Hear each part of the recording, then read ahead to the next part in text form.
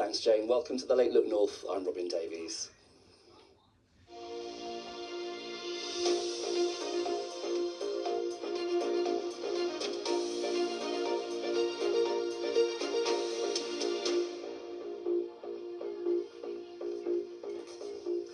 Good evening. A school in Newcastle says it's seeing remarkable changes in children after deciding to make their day mobile free. Pupils at Benfield now lock away their phones until they leave the premises, and staff say they're better behaved and more active. It comes as the government prepares to announce tougher restrictions on young people's access to social media. Here's our political editor, Richard Moss. Phones in, click them, shut them through. Thank you very much. As well. Morning, guys. The start of the day at Benfield School, and also mobile check-in time. In and click. Each morning pupils switch off their phones and put them in these secure pouches. They remain locked and unusable till the close of the day, a change the school introduced at Easter. Morning, how are you? How are you riding? We'll do a quick wand to make sure that they haven't brought in an additional device, make sure that we witness them clip it shut, because pupils might try and sort of half close it. On the whole, the buy-in from the pupils has been really positive. It removed a lot of negative behaviour involving mobile phones, but then the main benefit, I would say, has been the culture and the way that the pupils are engaging with each other. The school's delighted with the results then, but the students we spoke to also seem happy to have swapped scrolling for socialising.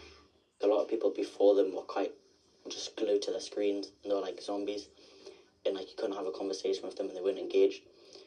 But now I think there's a lot more conversations, like especially on the yard. Now you'd see students engaging in activities like football, basketball, taking part in extracurricular clubs at lunch times and breaks. It took a while to get used to it at first, like people were like not so positive about it, but I feel like over time it just got better because people they don't have this constant arguing of stuff on social media. I've noticed people are a lot more like social, friendly, they interact a lot more physical activities. I've noticed that like the school environment just feels a lot more comfortable to be in.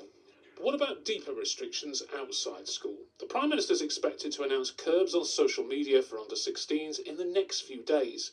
Even a blanket ban has been looked at. But Benfield School's teenagers don't seem keen on anything too restrictive. Not everyone uses social media technically for a bad thing. People use social media for good things, so I don't think it should necessarily just be straight up banned. It shouldn't be banned for people under 16, but certain apps should be limited, like Snapchat and TikTok. Social media is quite a big part of everyone's life nowadays. For example, learning how to do arts and crafts, that it wouldn't be in the school curriculum. If it's limited for under 16s, it would be better, because there's people who you see just like scrolling on their phone all day, every day, and it's just affecting them because they don't know anything other than that. Of course, it's impossible to turn the clock back to an era before social media. But can the government follow this school's example, getting children to talk more and TikTok less?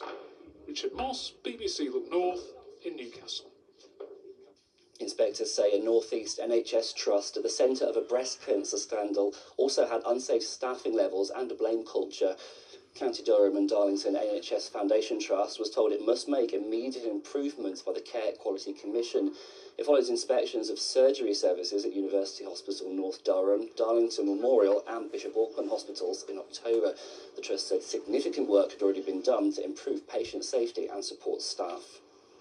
Detectives investigating the death of a Middlesbrough woman 26 years ago have made an arrest. Vicky Glass was last seen in Middlesbrough in September 2000, 3 days after her 21st birthday. Her body was found 6 weeks later in a stream in Danby in North Yorkshire. Police arrested a 65-year-old man on suspicion of murder in Lancashire this morning. A cyclist is in a life-threatening condition after allegedly being pushed off his bike in Newcastle city centre. Police say it's reported that the man, who's in his 50s, was approached by two people on a moped on Claremont Road around 5:10 yesterday afternoon, and one of them pushed him off his bike. He fell to the ground, suffering serious head injuries. Two boys aged 14 and 16 have been arrested, and police are appealing for witnesses. Carlisle's new Southern Bypass has opened today, a year later than planned. The 5-mile Southern Link Road will connect the junction 42 of the M6 with the A595 in the west of Cumbria.